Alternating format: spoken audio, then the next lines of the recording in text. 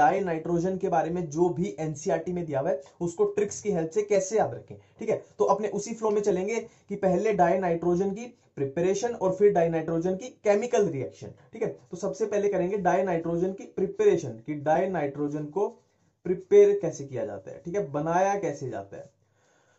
देखो die nitrogen की preparation के लिए जो रिएक्शंस है उनकी एक सिंपल सी ट्रिक बताता हूं कि पॉसिबल वाटर निकाल के एक फेमस मॉलिक्यूल निकाल दो, ठीक है। पॉसिबल वाटर निकाल के एक फेमस मॉलिक्यूल निकाल दो। अब इसको अप्लाई करेंगे तो आपको इजीली समझ आ जाएगा। तो पहली रिएक्शन है कि NH4Cl और NaNO2 की रिएक्शन कराई, ठीक है। NH4Cl और NaNO2 की रिएक्शन कराई। अब मैंने क्या बोला, पॉसिबल वाटर निकाल के एक फेमस मॉलिक्यूल निकाल दो। अब इसमें से, इस पूरे में से पॉसिबल वाटर निकाल देते हैं। अब पॉसिबल वाटर निकालने के लिए हमें क्या चाहिए, H2O, ठीक है, H2O चाहिए। अब इसमें देख लो कितने H2O निकल सकते हैं। देखो हाइड्रोजन यहां पे है हमारे पास 4 और यहां ऑक्सीजन है 2 और कहीं पे हाइड्रोजन या ऑक्सीजन नहीं है, ठीक है। ये है 4 हाइड्रोजन, ये है 2 ऑक्सीजन। तो कितने वाटर मॉलिक्यूल निकल सकते हैं, 2, ठीक है। अब देख लो बचा क्या, अब इसमें से हाइड्रोजन जो है वो वाटर में चले गए तो बचा क्या, नाइट्रोजन और क्लोरीन। अब इसमें से जो ऑक्सीजन है वो वाटर में चले गए, बचा क्या, सोडियम और नाइट्रोजन। अब मैंने क्या बोला था ट्रिक में कि पॉसिबल वाटर निकाल के एक फेमस मॉलिक्यूल निकाल दो। अब देखो इसमें से फेमस मॉलिक्यूल क्या निकल रहा है, पूरे में से इसमें से निकल रहा है NaCl। अब ये एक फेमस मॉलिक्यूल हो गया NaCl। तो बचा क्या हमारे पास, नाइट्रोजन, ये डाई नाइट्रोजन होगी, ठीक है। तो रिएक्शन क्या बन गई हमारे पास, NH4Cl प्लस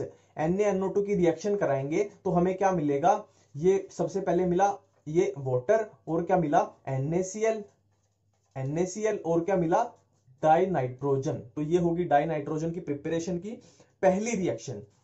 अब डाई नाइट्रोजन के प्रिपरेशन की फर्स्ट रिएक्शन हो गई। अब करते हैं सेकंड रिएक्शन, इसको हमने करना है हीट। अब देखो सिंपल सी अपनी वही ट्रिक, पॉसिबल वाटर निकाल लो और एक फेमस मॉलिक्यूल निकाल दो। अब देखो इसमें से पॉसिबल वाटर कितना निकल सकता है, हाइड्रोजन कितने हैं हमारे पास 8 और ऑक्सीजन कितने 7, बट हाइड्रोजन 8 है तो पॉसिबल वाटर कितना निकल सकता है 4H2O, 4 इंटू 2 ये 8 हाइड्रोजन हो गए। मतलब यहां से सिर्फ हमारे 4 ऑक्सीजन जाएंगे, 3 बच जाएंगे, ठीक है। 4 ऑक्सीजन, 7 में से 4 ऑक्सीजन चले गए वाटर में और 3 बच गए। यहां 8 हाइड्रोजन थे, 8 के 8 चले गए यहां वाटर में। तो यहां हमारे पास बचा क्या क्या, देखो NH4 2 बार था, अब हाइड्रोजन तो चले गए वाटर में तो बचा क्या, यहां पे 2 नाइट्रोजन बचे और यहां क्या बचा Cr2O3। अब मैंने क्या बोला, पॉसिबल वाटर निकाल के एक फेमस मॉलिक्यूल निकाल दो। अब Cr2O3 एक फेमस मॉलिक्यूल है तो ये हमारे पास बन जाएगा डाई नाइट्रोजन। तो रिएक्शन क्या बन जाएगी, इसको अगर हम हीट करेंगे तो हमारे पास क्या मिलेंगे, 4 वाटर के मॉलिक्यूल प्लस ये हमारे पास बन गई डाई नाइट्रोजन प्लस ये क्या हमारे पास एक हमारा फेमस मॉलिक्यूल ये है Cr2O3, ठीक है, सिंपल है। अब देखो जो थर्ड रिएक्शन एनसीईआरटी में डाई नाइट्रोजन की प्रिपरेशन के लिए दी है वो है बेरियम अजाइड को हीट कर दो। अब इसमें देखो इस कंपाउंड में एक बेरियम है और एक नाइट्रोजन है, ठीक है। रिएक्टेंट में एक बेरियम है और एक नाइट्रोजन है। तो रिएक्टेंट में दो चीजें हैं वही तो हमें प्रोडक्ट में मिलेगी। सिंपली एक ही पॉसिबिलिटी बनती है कि इन दोनों को अलग कर दो, इन दोनों को अलग कर दो, ठीक है। बेरियम था, नाइट्रोजन था, इन दोनों को सिंपली अलग कर दिया, ये हमारे पास डाई नाइट्रोजन बन गई। तो ये सिंपली थर्ड रिएक्शन थी। अभी हमने कंप्लीट किया डाई नाइट्रोजन की प्रिपरेशन वाला पार्ट और अब हम करेंगे डाई नाइट्रोजन की रिएक्शंस।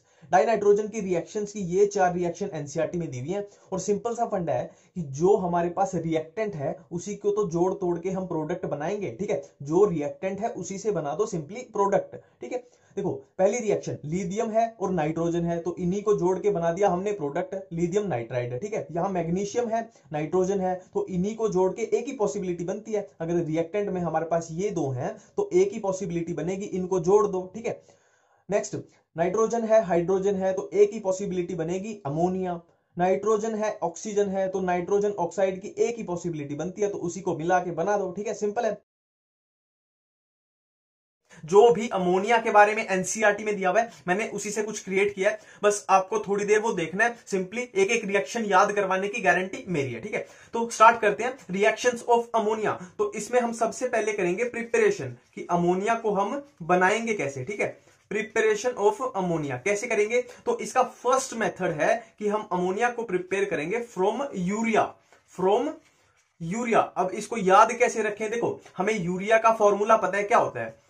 NH2CO और NH2, ये होता है यूरिया का फॉर्मूला। अब इस फॉर्मूला को अगर हम ध्यान से देखें तो ऐसा नहीं लग रहा कि 2 NH2 और 1 CO को जैसे बेड़ियों से बांधा हुआ है, जैसे कैद किया हुआ है जेल में। 2 NH2 और 1 CO को जैसे बेड़ियों से बांधा हुआ है। अब सिंपली हमें एक काम करना है कि ये जो बेड़ियां बंधी हुई है इनको खोलना है, और इनको खोलने के लिए हम सिंपली इस पे क्या करेंगे? सिंपली पानी डाल देंगे। पानी मतलब H2O। अब देखो, ये बेड़ियां बंधी हुई थी, पानी डालने से क्या हुआ कि जो ये NH2 कैद था, ये एक हाइड्रोजन को लेके बिल्कुल फ्री हो जाएगा अमोनिया बना के।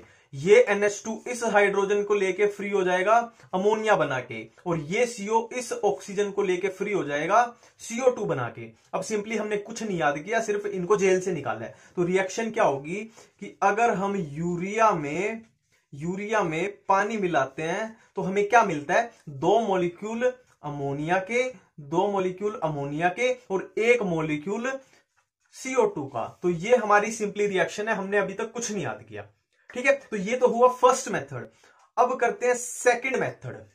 देखो, सेकंड मेथड में क्या है? हम अमोनिया को बनाएंगे फ्रॉम अमोनियम सॉल्ट्स।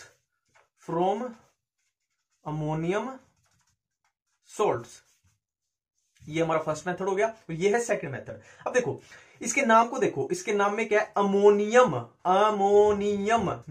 नाम से ही पता लग रहा है कि इसमें अमोनिया कहीं छुपी हुई है। अमोनियम में अमोनिया छुपी हुई है। अब सिंपली इस अमोनियम से अमोनिया को निकालना है। तो निकालने कैसे? हम इस पे कुछ डाल देंगे। हम इस पे कुछ ऐसा डाल देंगे कि अमोनियम में जो अमोनिया छुपी हुई है वो बाहर आ जाए। तो हम इस पे क्या डाल देंगे? हम इस पे डाल देंगे सिंपली लेमन सोडा। ठीक है, सिंपल सी ट्रिक है कि अमोनियम में अमोनिया छुपी हुई है, हमने अमोनियम पे डाल दिया लेमन सोडा, तो वो अमोनिया बाहर आ जाएगी। अब लेमन सोडा का मतलब क्या है? लेमन से मेरा मतलब है लाइम, और सोडा से मतलब है मेरा कास्टिक सोडा। अब कितनी सिंपल ट्रिक है कि अगर हम अमोनियम सॉल्ट पे लाइम या कास्टिक सोडा डाल दें तो हमें क्या मिलेगी? रिजल्ट में मिलेगी अमोनिया। तो ये सिंपल सी रिएक्शन होगी कि अमोनियम सॉल्ट की रिएक्शन लाइम या कास्टिक सोडा के साथ करा दें तो हमें रिजल्ट में मिल जाएगी अमोनिया। ये सिंपल सी प्रोसेस है, आप एनसीईआरटी में जाके चेक कर सकते हो। ठीक है, ये हो गया हमारा सेकंड मेथड। अब करते हैं थर्ड तो सबसे सिंपल है, इसकी ट्रिक है सिंपल बहुत। हार्मोनियम मतलब ये क्या बोलता है? हार्मोनियम से हमें क्या याद आएगा? हर से हमें याद आएगा हेबर, और मोनियम से याद आएगा हमें अमोनिया। मोनियम से याद आया अमोनिया, मतलब हेबर प्रोसेस का यूज होता है अमोनिया की फॉर्मेशन के लिए। अब करते हैं अमोनिया की रिएक्शंस, कि अमोनिया रिएक्ट कैसे करेगा। देखो, अमोनिया की रिएक्शंस को याद करने के लिए बहुत सिंपल ट्रिक है। अमोनिया को अज्यूम करो कि अमोनिया एक लड़की है। ठीक है, अमोनिया एक लड़की है, और इस अमोनिया के पास, मतलब इस लड़की के पास शादी करने के लिए 2 ऑप्शन है, 2 लड़के हैं, और लड़कों को मैं बोल रहा हूं मेटल।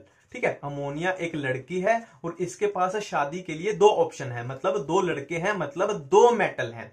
तो ये बहुत कंफ्यूज है कि इससे शादी करे कि इससे शादी करे। ठीक है, तो ये कंफ्यूज चल रही थी। तो एक दिन इसको कहीं से पता लगा कि इस वाले मेटल का किसी दूसरे के साथ चक्कर चल रहा है, किसी दूसरी लड़की के साथ चक्कर है। और किसके साथ चक्कर है इसका? सॉल्ट के साथ। ठीक है, इसको कहीं से पता चला कि इस लड़के का यानी इस मेटल का किसी सॉल्ट के साथ चक्कर चल रहा है। तो इसने इस मेटल को बोल दिया ओ सॉरी, मतलब इससे अब वो शादी नहीं कर सकती, और इसके साथ बना लेगी क्या? कॉम्प्लेक्स कंपाउंड, मतलब इससे शादी कर लेगी। ठीक है, इससे शादी कर लेगी, इसके साथ बना लेगी कॉम्प्लेक्स कंपाउंड। सिंपल है, अमोनिया एक लड़की है जो कंफ्यूज है कि किससे शादी करे, पर उसको कहीं से पता चला कि इस वाले मेटल का यानी इस वाले लड़के का किसी के साथ चक्कर चल रहा है। किसी के साथ चक्कर चल रहा है मतलब सॉल्ट के साथ। तो उसने बोल दिया उसको ओ सॉरी, और दूसरे मेटल के साथ यानी दूसरे लड़के के साथ शादी कर ली, मतलब कॉम्प्लेक्स कंपाउंड बना लिया। देखो, अब ध्यान से सुनना, एक एक लाइन एनसीईआरटी की बताऊंगा। देखो, अमोनिया जब मेटल्स के साथ रिएक्ट कर रही है, या मेटल आयन बोल लो, तो बनाएगी कॉम्प्लेक्स कंपाउंड्स। ठीक है, और अमोनिया मेटल सॉल्ट्स के साथ रिएक्ट करती है तो उन मेटल के हाइड्रोक्साइड को प्रेसिपिटेट कर देगी। फिर से, अमोनिया जब मेटल या मेटल आयंस के साथ रिएक्ट करती है तो बनाएगी कॉम्प्लेक्स कंपाउंड्स, और अमोनिया अगर मेटल सॉल्ट्स के साथ रिएक्ट करती है तो उन मेटल के हाइड्रोक्साइड को प्रेसिपिटेट कर देगी। ठीक है, अब जो कॉम्प्लेक्स कंपाउंड बनाए अमोनिया ने मेटल्स के साथ, उसके ये एग्जांपल हैं, और अमोनिया ने जो मेटल सॉल्ट्स के साथ हाइड्रोक्साइड प्रेसिपिटेट किए उसके ये एग्जांपल हैं। अब इसमें एक इंपॉर्टेंट क्वेश्चन पूछा जाता है कि इनके कलर्स बताओ। अब पूरा कंपाउंड तो हमें याद करना नहीं है, सिंपली इनका मेटल देख लेंगे और मेटल से इनका कलर याद कर लेंगे। ठीक है, Fe+3, Fe+3 होता है ब्राउन कलर का, तो सिंपल एक वर्ड याद रखना है, फाइबर। फाइबर, फाइबर के F से हमें याद आएगा Fe+3 और Br से हमें याद आएगा ब्राउन। ठीक है, देखो जिंक वाला कंपाउंड होता है व्हाइट कलर का। देखो जो बायो के बच्चे हैं वो तो इजीली समझ जाएंगे, पर जो बायो के नहीं है वो एक बार सिंपली गूगल पे जाके चेक करना। ठीक है, एक सेक्स डिटर्मिनेशन का टाइप होता है ZW, सेक्स डिटर्मिनेशन का टाइप होता है ZW। ये एनसीईआरटी में दिया हुआ है बायोलॉजी की, +2 की बायोलॉजी की एनसीईआरटी में दिया हुआ है कि सेक्स डिटर्मिनेशन का टाइप है ZW। तो Z से हमारे पास आया जिंक और W से आया व्हाइट, मतलब जिंक वाला कंपाउंड हुआ व्हाइट कलर का। +3। ठीक है, नेक्स्ट कॉपर+2, Cu+2 होता है ब्लू कलर का, तो इसको कैसे याद रखना है, सिंपल एक वर्ड क्यूब। क्यूब, क्यूब में Cu से हमें याद आएगा कॉपर+2 और Be से हमें याद आएगा ब्लू, तो कॉपर+2 होता है ब्लू कलर का। ठीक है, अब है सिल्वर यानी Ag वाला कंपाउंड होता है कलरलेस। अब इसको कैसे याद रखें, सिंपली आज कोई उदास है, सिंपल सी ट्रिक है, आज कोई उदास है, तो आज से आया Ag और उदास मतलब कलरलेस है। ठीक है, उदास मतलब कलरलेस है, तो Ag हुआ कलरलेस, तो Ag वाला कंपाउंड हुआ colourless. Reactions of nitric acid, देखो नाइट्रिक एसिड की रिएक्शंस को मैं जिस फ्लो में बताऊंगा आपको उसी फ्लो में करना है। ठीक है, एनसीईआरटी की एक एक रिएक्शन को याद करवाने की रिस्पॉन्सिबिलिटी मेरी, बस जिस फ्लो में मैं चलूंगा आपको उसी फ्लो में चलना है। देखो नाइट्रिक एसिड की रिएक्शन को सिंपली दो पार्ट में डिवाइड कर दिया। नाइट्रिक एसिड की दो टाइप की रिएक्शन, एक तो मेटल्स के साथ और दूसरी नॉन मेटल्स के साथ। बिल्कुल आसान है, एनसीईआरटी की लाइन टू लाइन चलेंगे। नाइट्रिक एसिड की दो टाइप की रिएक्शन, एक है मेटल्स के साथ और एक है नॉन मेटल्स के साथ। अब नॉन मेटल्स की छोटी सी रिएक्शन है तो पहले नॉन मेटल वाले पार्ट को निपटा देते हैं। देखो बहुत सिंपल है, जब भी नाइट्रिक एसिड किसी नॉन मेटल के साथ रिएक्ट करेगा तो वो उसको उसके इक एसिड में कन्वर्ट कर देगा। ये अभी आप एग्जांपल देखोगे आपको समझ आ जाएगा। ठीक है, नॉन मेटल को उसके पर्टिकुलर इक एसिड में कन्वर्ट कर देगा। अब देखो मान लो आयोडीन के साथ अगर नाइट्रिक एसिड की रिएक्शन हुई तो आयोडीन का इक एसिड आयोडिक एसिड। ठीक है, सल्फर के साथ अगर नाइट्रिक एसिड की रिएक्शन हुई तो सल्फर का इक एसिड सल्फ्यूरिक एसिड। फॉस्फोरस के साथ नाइट्रिक एसिड की रिएक्शन हुई तो फॉस्फोरस का इक एसिड फॉस्फोरिक एसिड। तो सिंपली ऐसे ही करना है, नॉन मेटल को उसके पर्टिकुलर इक एसिड में कन्वर्ट कर देना है। तो ये हमारा कंप्लीट हो गया नॉन मेटल्स वाला पार्ट। अब हम चलते हैं अपने मेटल्स वाले पार्ट पे। अब मेटल्स की रिएक्शन में हमें 3 पॉइंट ध्यान रखने हैं। देखो मैं फिर से बता रहा हूं, मैं एनसीईआरटी के अकॉर्डिंग चलूंगा, आप भी इसी फ्लो में चलोगे तो पूरी एनसीईआरटी आपकी कवर हो जाएगी। ठीक है, देखो फर्स्ट पॉइंट है कि नाइट्रिक एसिड नोबल मेटल्स के साथ रिएक्ट नहीं करता। नाम से ही पता लग रहा है नोबल मेटल मतलब जो किसी के साथ रिएक्ट नहीं करते। अब नोबल मेटल्स कौन से हैं, एनसीईआरटी में लिखा हुआ है गोल्ड एंड प्लेटिनम। अब इसमें याद नहीं करना, कॉमन सेंस है कि गोल्ड एंड प्लेटिनम के गहने बनते हैं, हमें पता है गोल्ड के और प्लेटिनम के गहने बनते हैं। क्यों बनते हैं, क्योंकि वो किसी के साथ रिएक्ट नहीं करते। अब अगर ये रिएक्ट करते होते तो मान लो आपने सोने की अंगूठी आज पहनी तो वो 1 महीने बाद रिएक्ट करके कुछ और ही बन गई, तो इसीलिए तो इनके गहने बनते हैं कि ये नोबल मेटल हैं, ये किसी के साथ रिएक्ट नहीं करते। तो नोबल मेटल कौन से हो गए, गोल्ड एंड प्लेटिनम। तो सिंपली हमें याद हो गया कि गोल्ड एंड प्लेटिनम के साथ नाइट्रिक एसिड रिएक्ट नहीं करेगा। ठीक है, अब सेकंड पॉइंट है कि नाइट्रिक एसिड ऐसे मेटल्स के साथ रिएक्ट नहीं करेगा जो ऑक्साइड की फिल्म बना लेंगे। ठीक है, नाइट्रिक एसिड ऐसे मेटल्स के साथ रिएक्ट नहीं करेगा जो ऑक्साइड की फिल्म बना लेंगे। अब फिल्म कौन बनाता है, अक्षय कुमार और करीना कपूर। ठीक है, फिल्म कौन बनाता है, ट्रिक है अपनी, फिल्म कौन बनाता है, अक्षय कुमार और करीना कपूर। अक्षय से हमें याद आया एल्यूमिनियम और करीना से हमें याद आया क्रोमियम। ठीक है, तो एल्यूमिनियम एंड क्रोमियम ऑक्साइड की फिल्म्स बना लेंगे तो ये नाइट्रिक एसिड के साथ रिएक्ट नहीं करेंगे। ठीक है, 2 पॉइंट हो गए। और तीसरा पॉइंट है कॉपर एंड जिंक की रिएक्शन। कॉपर एंड जिंक की रिएक्शन नाइट्रिक एसिड के साथ, इसको हम अलग से डिटेल में करते हैं। अब कॉपर एंड जिंक की रिएक्शन को कैसे याद रखें? देखो यहां हमारे पास 4 केस बनेंगे। हम दोनों की एक बार डाइल्यूट नाइट्रिक एसिड के साथ रिएक्शन करा देंगे और एक बार कंसंट्रेटेड के साथ। ठीक है, तो हमारे पास 4 केस बन गए, copper plus dilute, copper plus concentrated, zinc plus dilute and zinc plus concentrated. अब देखो इनकी रिएक्शन में हम पहले वो चीजें निकाल लेते हैं जो चारों में कॉमन हो रही है, जो चारों रिएक्शन में कॉमन आ रही है। तो एक बात, सबसे पहली बात जो कॉमन है कि मेटल नाइट्रेट चारों में बनेगा। मेटल नाइट्रेट मतलब कॉपर वाले में बन जाएगा कॉपर नाइट्रेट और जिंक वाले बन जाएगा जिंक नाइट्रेट। तो मेटल नाइट्रेट सब में हो गया कॉमन। ठीक है, फर्स्ट पॉइंट क्लियर। अब सेकंड पॉइंट, सब में वाटर निकाल दो, सब में वाटर निकाल दो, बाद में इसको बैलेंस करते रहना आप। सब में H2O H2O H2O H2O चारों में हो जाएगा। ठीक है, अब है सबसे क्रूशियल पॉइंट की तीसरा प्रोडक्ट चारों रिएक्शन में क्या बनेगा। अब देखो बहुत सिंपल है, जहां कंसंट्रेटेड वर्ड आ रहा है वहां पे फोकस करो। कंसंट्रेटेड मतलब आपने कंसंट्रेशन के साथ कुछ किया।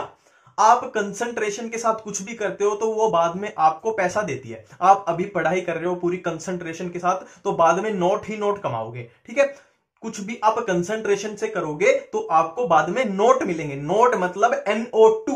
तो जहां भी कंसंट्रेटेड नाइट्रिक एसिड दिख गया, चाहे कॉपर हो या जिंक हो, आपका रिजल्ट होगा NO2 नोट। कंसंट्रेशन है तो नोट है NO2। ये तो क्लियर हो गया।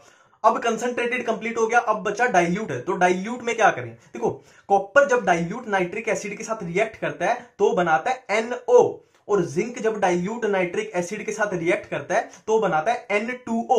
अब सिंपली नाइट्रोजन की ऑक्सीडेशन स्टेट देखनी है NO में और N2O में। NO में होगी +2, N2O में होगी +1। अब इसको कैसे याद रखें? देखो बहुत सिंपल है, हमारे पास जान, जिंदगी एक होती है। ठीक है, ZN जिंक से याद आएगा जिंदगी हमारे पास एक होती है। तो +1 मतलब N2O बनेगा जिंक के साथ और +2 यानी NO बनेगा कॉपर के साथ। अब पूरे की समरी कर लेते हैं। देखो हमने सबसे पहले मेटल नाइट्रेट सब में चारों में कॉमन निकाल लिए, फिर हमने पानी को कॉमन निकाल लिया, फिर हमने क्या किया था कि कंसंट्रेशन के साथ कुछ करेंगे तो हमें नोट ही नोट मिलेंगे, मतलब कंसंट्रेटेड जहां पे आ गया वहां पे NO2 फिक्स है। अब फिर हमने क्या किया कि जिंदगी एक होती है, तो जहां पे नाइट्रोजन की +1 ऑक्सीडेशन स्टेट है वो आ गया जिंक में और +2 वाला आ गया कॉपर में। अब देखो लास्ट में एक छोटी सी ट्रिक। देखो नाइट्रिक एसिड की प्रिपरेशन के लिए 2 प्रोसेस होती हैं, इनका डायरेक्ट नाम पूछ लिया जाता है तो हमें डायरेक्ट नाम याद रखना है। एक तो होती है ओस्टवाल्ड प्रोसेस, एक होती है बर्कलैंड-आइड प्रोसेस। अब इनको कैसे याद रखें? देखो बहुत सिंपल सी ट्रिक है कि नाइट को बाहर ओस गिरती है, नाइट को बाहर ओस गिरती है मतलब रात को बाहर ओस गिरती है। देखो सिंपल सी बात है, घर में तो ओस गिरेगी नहीं, बाहर ही गिरेगी, और ओस रात को ही गिरती है। ठीक है, नाइट को बाहर ओस गिरती है, नाइट से आया नाइट्रिक एसिड, बाहर से आया बर्कलैंड-आइड प्रोसेस और ओस से आया ओस्टवाल्ड प्रोसेस। वीडियो अच्छी लगी तो लाइक कर देना और चैनल को सब्सक्राइब कर देना। मिलते हैं नए वीडियोस में नए ट्रिक्स के साथ। Thank you.